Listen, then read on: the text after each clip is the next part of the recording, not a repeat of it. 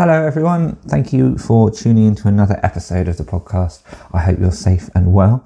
As you may already know, today's topic is all about flowers, and I'm talking to wedding florist Kerry from Foxgloves and Alice. We recorded this on a chilly day earlier in the year in Kerry's lovely little country studio, and it was really inspiring talking to Kerry about her business, her passion for what she does. And I think you'll really enjoy this podcast and learn a lot from it. So if you still haven't sorted out your wedding flowers, or you're a bit lost and stuck with what to do, then sit back and relax and listen to Kerry give lots of amazing tips and advice, and enjoy the show. I will be back in a fortnight. Take care.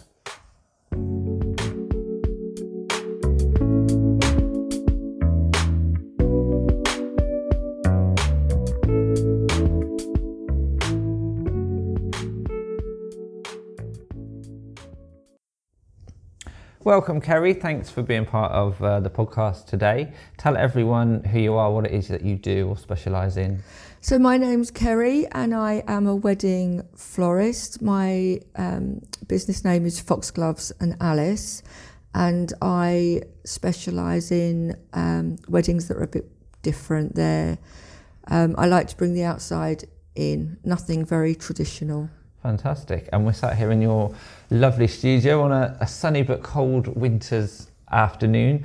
Tell us about your journey to this point, sat in this lovely studio opposite me. So I started floristry way back in the 80s when I left school. I worked in a shop. It was really traditional. It was a bit boring.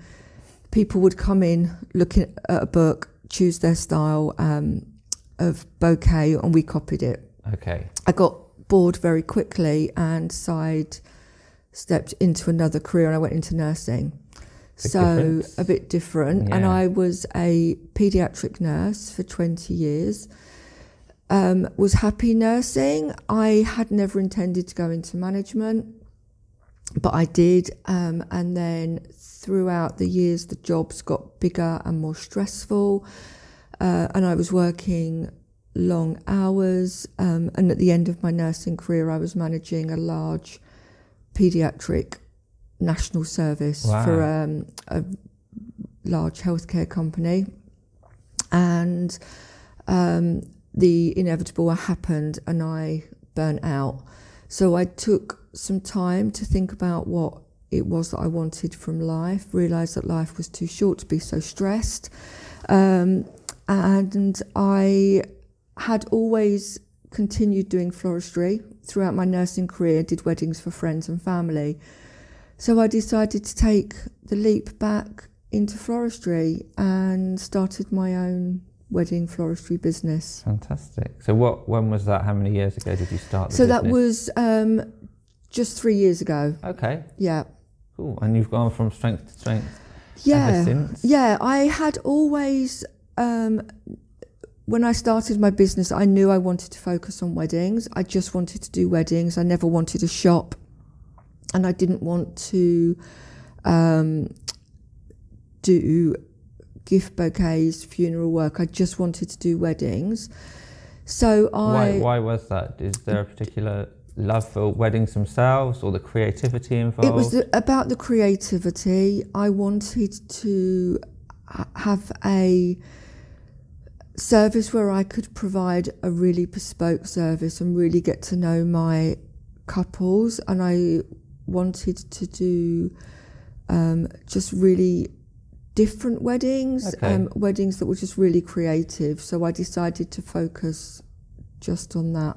Brilliant. Cool. And the name Foxgloves and Alice comes from? So when I started my floristry journey, I had a different business name, but I hadn't really given it much thought. Very quickly realised it wasn't the right name. Knew I needed to rebrand, but didn't quite know what to have. So my youngest daughter was called Alice. Right. And one day she came in the summer. She came in wearing a pair of shorts, and she has got a tattoo on her thigh of Alice in Wonderland. Oh, okay. And I'd seen this tattoo many, many times. But she sat next to me and I looked at the tattoo and I saw it was Alice in Wonderland standing next to some foxgloves. Okay. And that's where the name came from. Right. It just came to me in an inspiration. Fantastic. And it's a really nice, quirky, interesting name as well, isn't it? It's a beautiful name. So awesome. So what sets you apart from other florists? What is it that you do a little bit differently? So I like to think that I give my couples a really personal service. My style is very natural. I do lots of installations. I do lots of outdoor weddings. So my style is very relaxed. And I like to be relaxed with my couples as well. I do about 15 weddings a year. Okay. I never do more than one wedding on any day. I do maybe 2 or 3 a month. 3 would be the maximum. Yeah. And I give my couples a lot of my time. We come to the studio, we sit, we have tea, I get to know them, I really get to know them, but I get to understand everything about their wedding as well. So for me, it's not just about the flowers. I like to get to know them as a couple and what they want from their wedding. We meet up as many times as we need to. We are in contact in WhatsApp. I go to the venue with them. I look at their space. I like to take the ideas that they have in their head and just run with them and come up with a really creative ideas for them. And we also go to the flower market in London as well. We have a little trip out on a Saturday morning. We go and have a look at the flowers and the foliage, and we have breakfast and another chat. And for me, it's all about building up a relationship with the couple so that I really understand what they want and run with it so they get the very best designs for them on their day. Fantastic. And I've shot a wedding that you've done the flowers at, and they did look stunning. Thank you. It's not just blurb. She really means what she's saying, and it is really important to build that relationship with couples. And I know that you're passionate about not just sort of going through the motions, and just seeing couples as individuals is important to me as well. So it's not just sort of getting all the bookings and seeing people as income, and it's respecting them as people and spending time to get to know them. Fantastic. So we've said couples are individuals and they're all unique and they have their own ideas. Do you find they come to you with a particular problem or certain area of knowledge that they don't have that they're looking from you? I find that my couples tend to come to me and have no idea what they want. Right. They just know they want something wow. Yeah. And they've usually got a big space to fill, so it may be a teepee or a marquee. Yeah. Or a field or a hotel room, but with a big space, and they don't know what they want. And that's fine, because that's my job to take it out of their head and make it a reality. So I always start my consultations by asking the couple to tell me about their wedding, about everything, about their food, their space, what they want from their day, whether they're having a band or a DJ or both, and then we look at the space in general and think about their budget and where they can best spend their budget. Because if they've got a big space, do they need to spend money on little table centres that are going to get lost?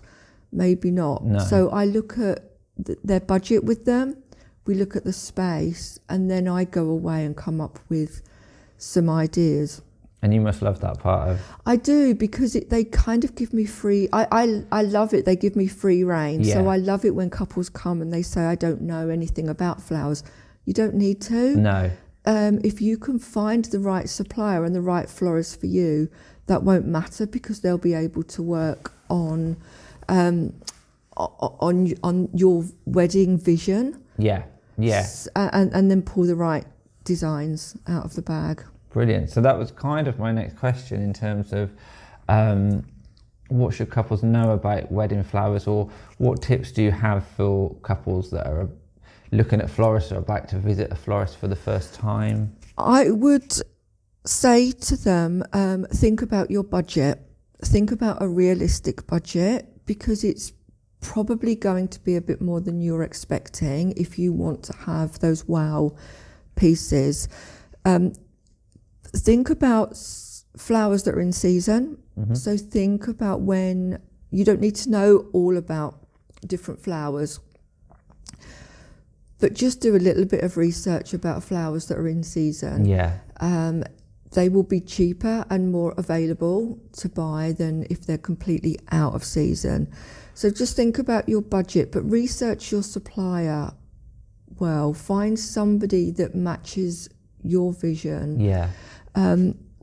They don't necessarily need to have worked in your venue before, but if they've just got a look that you like, and they have created things that appeal to you, you need to find suppliers that can take your ideas and run with them. Absolutely. And the venue thing's important. I think a lot of people look for somebody that's been there and done that in your venue, and sometimes it's nice to have someone who's seeing your venue with a fresh pair of eyes, and again aren't going through the motions, and are doing something unique. Especially for you, I'd say that was more important, that you gel with your supplier rather than they've just tried and tested and have been there before. Yeah, I agree. And when you do go into a venue with fresh eyes, you look at the space just differently. And I think people use they have floral arrangements where they think people expect them to have them, like on the tables, but actually you could have something really big hanging or something freestanding. Sorry. That's okay. And I always look at the space above, and I also look to where we can reuse arrangements. So can we make something for the aisle that we can then move onto the tables, or can we make something freestanding that will be at the end of the aisle that we can move to the entrance of the venue? So it's about looking at the space with fresh eyes and looking at what we can reuse, so you get the best out of your budget. Fantastic.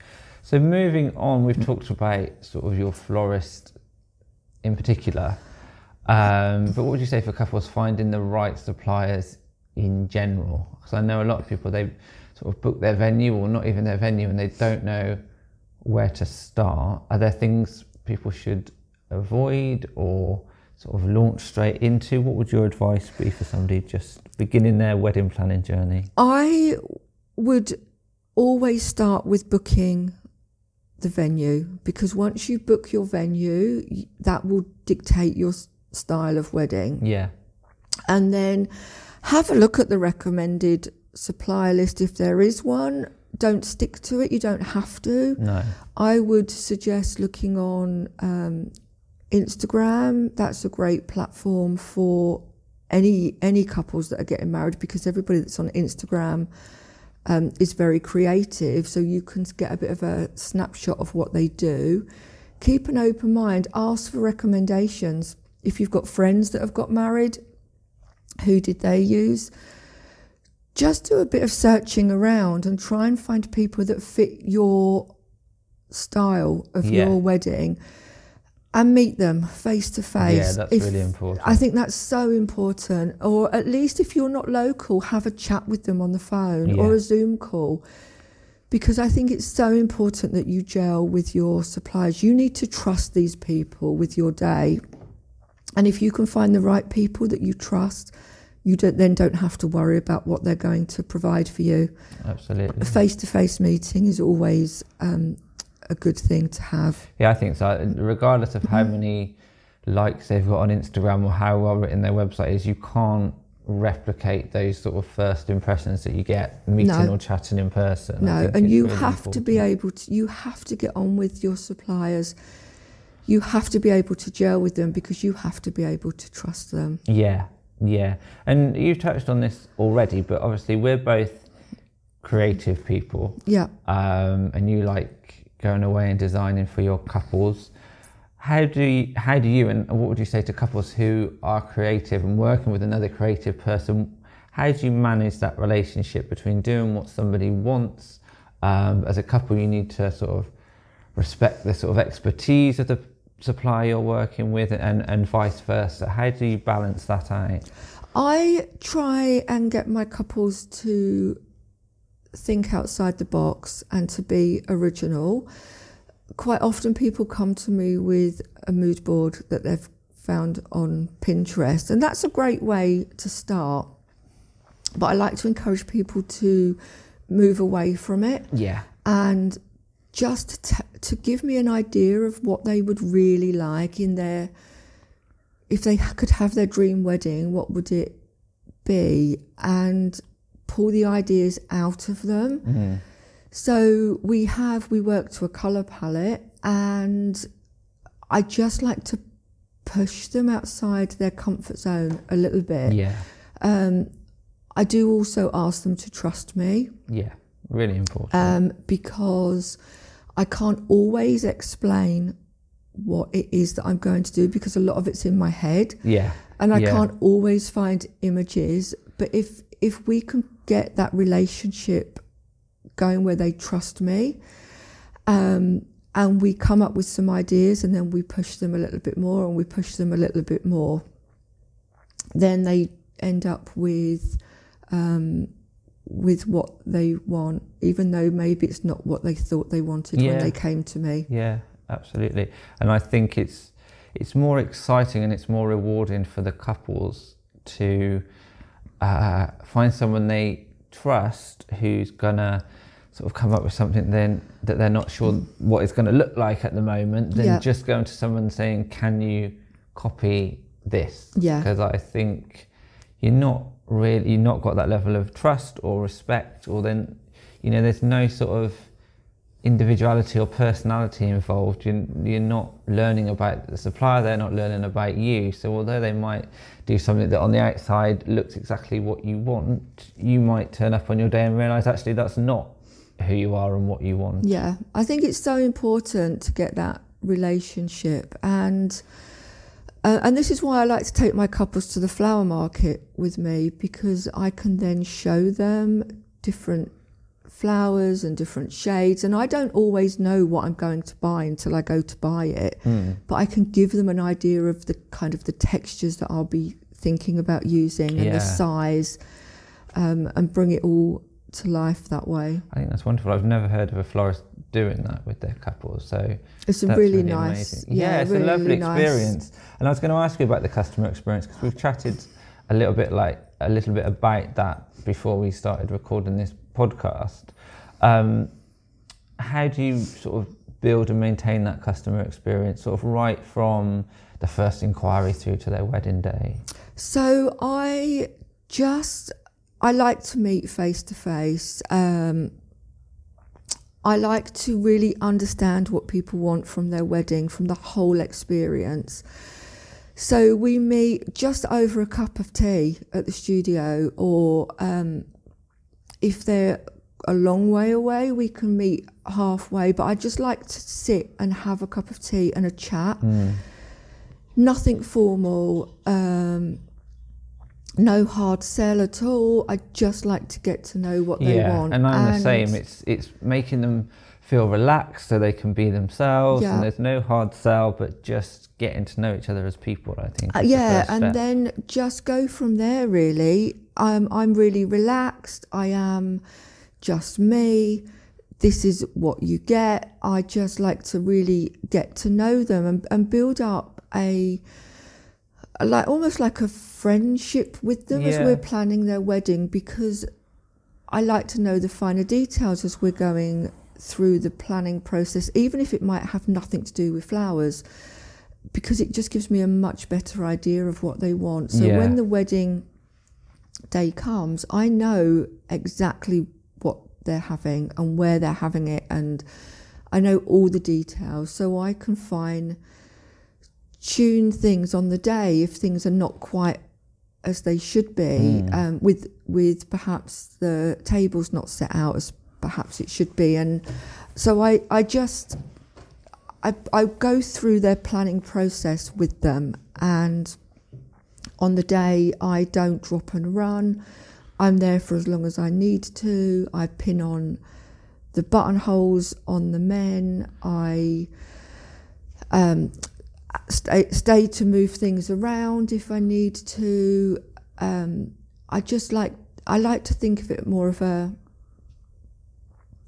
relationship than a business transaction. Yeah, that's what I was going to say. And I think for couples to get the most out of their suppliers and to enjoy the whole wedding planning experience is to see those suppliers as relationships, like you say, and it's not just a transaction. If you're, starting to plan your wedding and you think, well, I've got to spend this on that person and this on that person and this on that person, and all turn up and do their jobs and it'll be done, you're not going to get the same experience. No. And planning your wedding is half the fun, isn't it? Yeah. So if you've got suppliers that are enthusiastic about helping you plan your wedding, and going to see your florist is an experience, and having your pre-wedding shoot is an experience, and testing out cakes, those are all part of the wedding journey. I think. And it's not just that final day, which I think a lot of people sort of are so focused on that one day being perfect that they kind of don't appreciate all the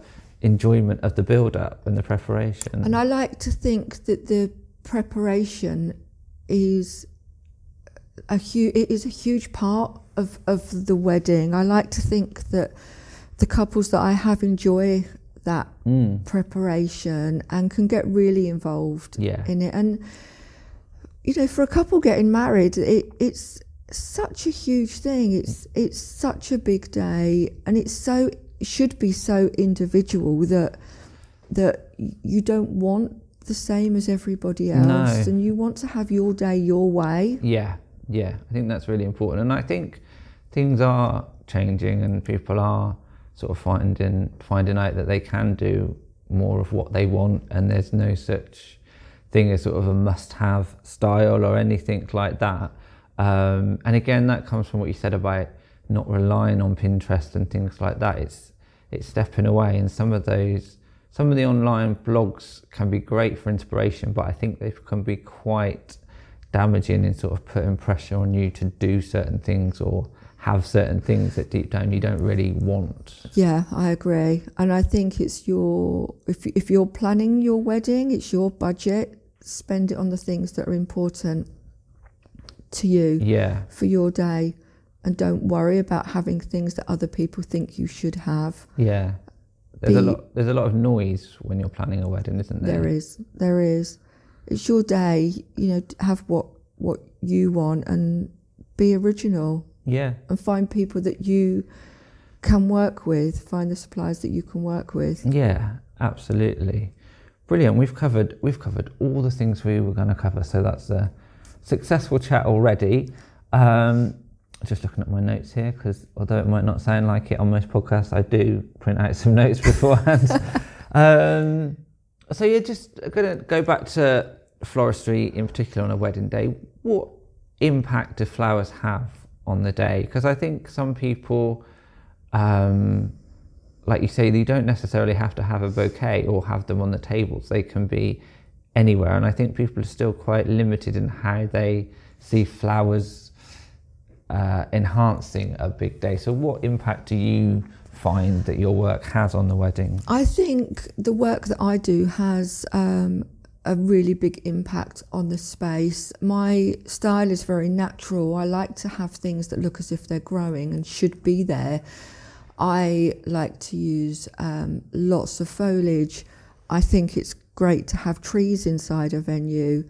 I like it to look as natural as possible. I don't do anything that's very traditional. So I think it can give you that real wow factor. And I like for people to think outside the box. I use lots of foliage. My weddings are not always traditional. If people don't want to have bridesmaids bouquets, they don't have them. If people don't want to have a bridal bouquet, they don't need to have them. If men don't want to have buttonholes, they don't need to have them. It's thinking about what you love. Yeah. And bringing that out and making that work for you. Yeah. Yeah. So it's what's important to you for your day. Definitely. And like you say, with your work can really transform a space, and I've seen that firsthand, that you can have a marquee or a TP or something like that you've sort of seen, you know, tens of times before as a photographer, and then all of a sudden, you know, these flowers emerge from the centre poles and things like that, and it's a totally different space and feel to it. So don't underestimate, you know, the impact of the space that you're getting married in, and how the florist can change that. And think about the size of the venue as well. If it's a big empty space, have something big in there. The venue can take it. Be brave. Yeah. Be brave, and trust what you love. If you love it, other people will love it. Yeah. I think you have to. It's important for your guests to be happy, and you want everyone to admire your wedding day, but you've got to go with what you like and not be afraid to sort of not please everybody, because it's your day, isn't it, at the end of the day? It is. Brilliant. So before we go, tell everyone how they can find out more about you, Kerry, your website address and social media handles. So my business name is Foxgloves and Alice. My website is www.foxglovesandalice.com, and I'm on Instagram and Facebook as Foxgloves and Alice. Perfect. Thank you very much for your time today and all your expertise, and we hope to have you back again very soon. Thank you.